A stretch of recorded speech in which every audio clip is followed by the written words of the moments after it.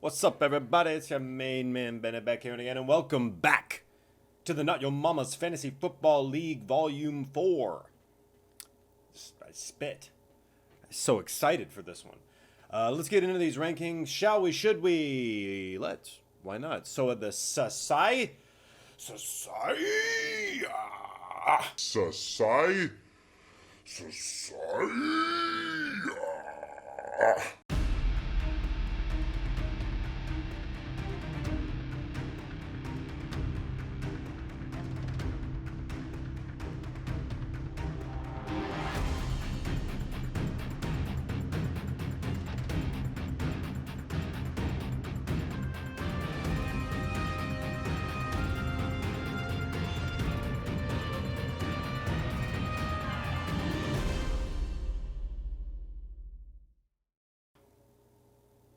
Okay, welcome back to the program show. Whatever. Let's get into these rankings, shall we? 12th place. Last place is going to be Team Robs. That's right. When your second best performer is Greg Zuerlein, kicker for the Dallas Cowboys, you're going to have a bad time, as they say. So, it wasn't Elise's time to shine. The other reason why he's currently in last place, although there's a whole slew of 2 and 4 teams. In fact, like half of our league is 2 and 4. So don't feel too bad about it. He has the second lowest point total after 6 weeks of action. So with 9 weeks left, it's time to ramp it up. Last place, Team Robs. Moving on to the 11th place team. The 11th place team in these here rankings right here is O-Side Vatigo. That's right. Darren's team unfortunately taking a tumble down 3 spots. 3 spots. I'm sure it's not what he was hoping for, especially going up against Michael. Now what's going to happen Thanksgiving? What's going to happen for future family gatherings where we come together as a family? We need to be as one. But Michael's Limp Biscuits got the victory. Darren did not. And, I blame Lamar Jackson. 14 points, that's not enough for a guy like Lamar Jackson. Also, Darren's going up against Team Diaper Funds this week, which is gonna be could be a make or break week for Darren's squad. So best of luck. We move on to the 10th place team. The 10th place team in these here rankings is Grand Salami Time. No clapping for Katie. She did not get the victory this week. She lost to Big T. Stole the mic from Terry Swift. What else? What can we say? She had the lowest point output of anybody this past weekend of only 79.5 points. Didn't help that Nick Chubb got 0. Antonio Gibson was ineffective. And with Gronk and Kittle both unavailable, she had to go with somebody else. Didn't really work out. Tough week against a tough opponent. What are you going to do? She will look forward to this week where she takes on Master Cook in a battle of the 2 and 4s. So, someone's going to improve, someone's going to not, and we will see who comes out on top. Next, we have the 9th place team in these here rankings, and the 9th place team in these here rankings is Chateau St. Bargles Winery. That's right. Commissioner Ben back there in a while for, again, up 3 spots from the last place spot where I was feeling so comfortable. It's a little uncomfortable when I end up winning. I don't know what to do with my hands. I don't know what to do. So some notes are, I should have got the most points of anyone this week with my 144.78. Probably the best I'll do all year. But there was a team that did better than mine. And more on that later. Honestly, I got lucky. At the end of the day, Noah Fant got like 20 points. And that's never going to happen again. And everyone in my squad did a little something. Everyone got a little something. Everyone got like a 16 or 17. Everyone got a little something. That's never going to happen again. So this is the best week I'll have all year. So I'm going to enjoy it. I take on the venerable Kickin with Younghoe. And who just suffered their first loss of the season. I doubt he's going to go back-to-back losses, especially against my team. Moving on, we got the 8th place team down in my heart, and it's Master Cook. That's right, Master Cook. But wait, how is it that this team is 8th place, but they lost? Well, what are you going to do? At the end of the day, he's got Josh Allen, and Josh Allen's going to continue to do very, very well. I don't really have any big notes against Allen's squad. I still really like the team. I know that there are 6 players, 6 players that he played against me this past week that he cannot play this week against, who's he playing? Katie's team, Grand Salami time. So Josh Allen, Zach Moss, Deontay Johnson, Dawson Knox, Cowboys defense, and Greg Joseph, the kicker for the Minnesota Vikings, will all need to be replaced with an alternative.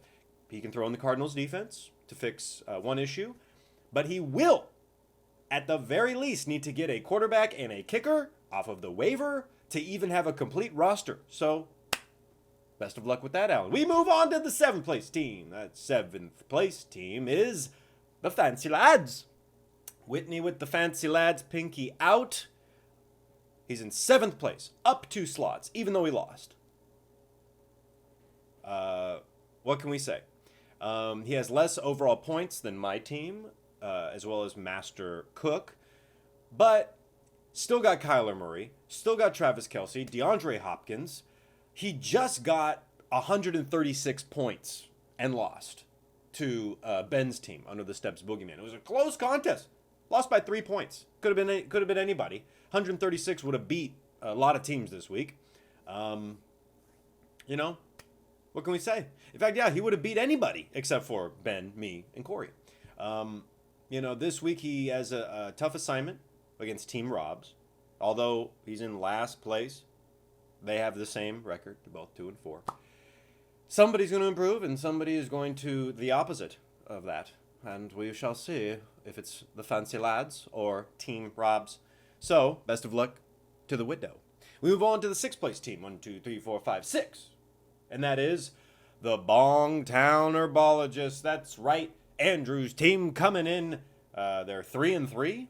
We were just joking about how he and I were going to be competing for last place. And bang, just like that, he's a cut above all the lowly 2-4 teams, looking down upon them from his ivory crystal tower, as it were. Like we are some sort of peasants in feudal England. But Dak Prescott, Dalvin Cook, DK Metcalf, Keenan Allen, Cortland Sutton, these are his guys. And I think a lot of these guys have been underperforming. I've been saying it. I think that they are in an upward trajectory. Maybe not so much DK. I don't know what's going on with that. I do not have faith in that, but Cortland Sutton is worth it.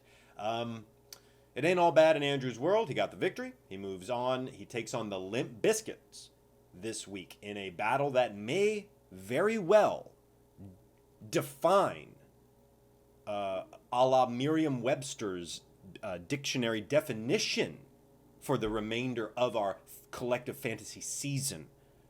Does Bongtown Herbologists turn into even more of a dark horse?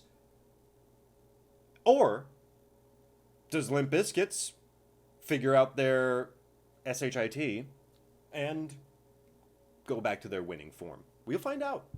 We will find out. And the 5th place team in these here rankings is, it's StoleDaMike from Terry Swift. That's right, it's Big T.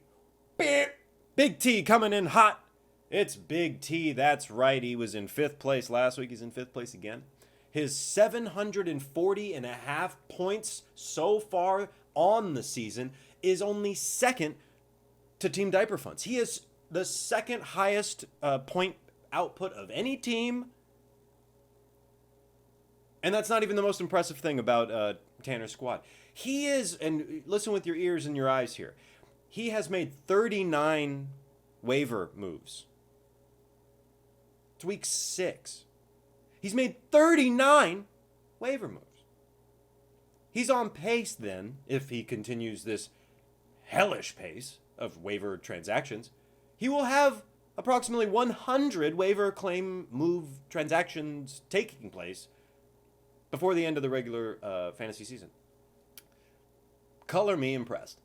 That's just, that's Big T for you. He cannot leave well enough alone. And so far, I'd argue it's working. Second most points. Anyway, he's taken on Under the Steps Boogeyman this week. That's Ben's team, and Ben's team is a good team. So he will need all of the waiver luck at his proverbial disposal. And so we move on to the fourth place team. The fourth place team in these here rankings is it's Michael's team, Limp Biscuits. That's right, fourth place team is Limp Biscuits. Fourth place last week, fourth place this week. Staying right there.